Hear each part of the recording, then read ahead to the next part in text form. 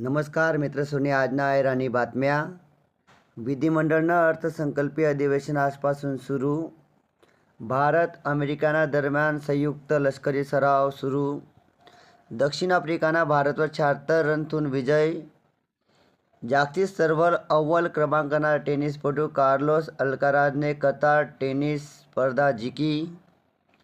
नवीन car facelift भारतमा launch व्हयनी. एक चार्जवर 468 किलोमीटर धावणार.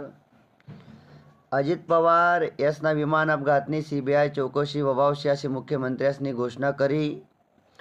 अपंगसले शासकीय योजनांना लाभ भेटायला पाहिजे, त्यासाठी दिव्यांग सहाय्यक संकेतस्थळ म्हणजे पोर्टलनी आणि मोबाईल ॲपनी सुरुवात सरकारने करी. भारतीय महिला संघले उदयोन्मुख आशिया चषकनं विजेतेपद भेटणं.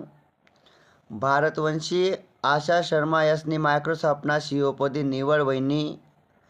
आते जठे आदिवासी पाडा तथे एसटी जाई असे परिवहन मंत्री प्रताप सरनाईक यांनी घोषणा करी. AI फॉर ॲग्री 2026 परिषदनं मुंबईमा उद्घाटन व्हयनं. काबिल चित्रपटना सिक्वेल लवकरच येवावशे.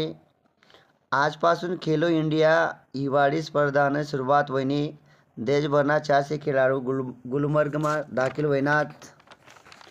मध्य प्रदेश सरकारने चांगला निर्णय लेल शे. धार्मिक पर्यटनले वाढावासाठी मंदिर व्यवस्थापन अभ्यासक्रम सुरू करेल शे. देशनी 80% तरुणाई ChatGPTना विडखामा शे. म्हणजे देशनी 80% तरुणाई काय बी शोधासाठी पहिले गुगलना वापर करे, आते ChatGPTना वापर करी राहिनी.